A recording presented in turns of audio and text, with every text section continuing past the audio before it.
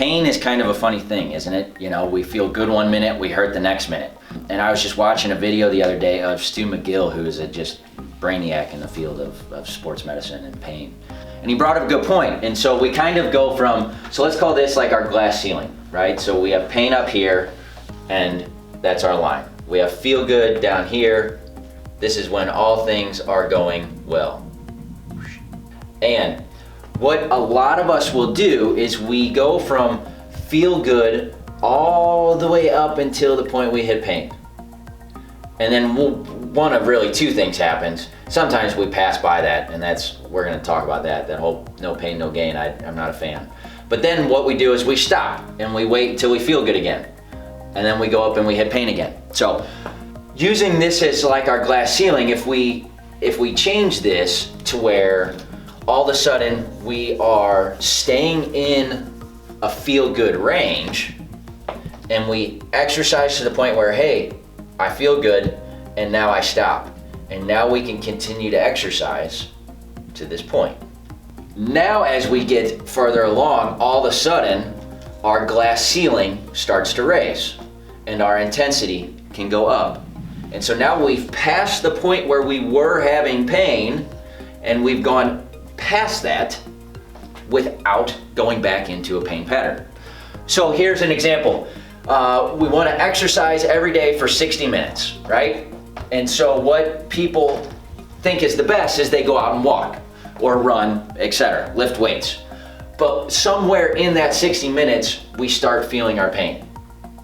So instead, what we should do, instead of doing one exercise for 60 minutes, let's start with 6 bouts of 10-minute interval workloads. As we start at 6 for 10 minutes and we feel good at the end of every single 10-minute workout that we do, or walk, right? Break up the walks throughout the day. This is how we start to raise our glass ceiling. We never went back into the pain pattern. We never caused muscle spasms.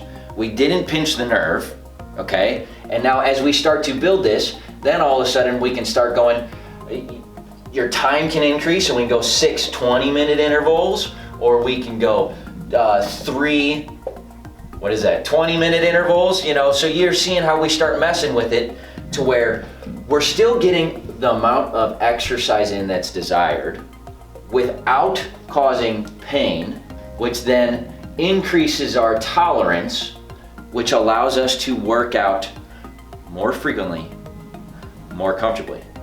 All right. There's a saying somewhere, and I don't know where I heard it, but oftentimes the pain comes on from one thing, and it's going too far, too fast,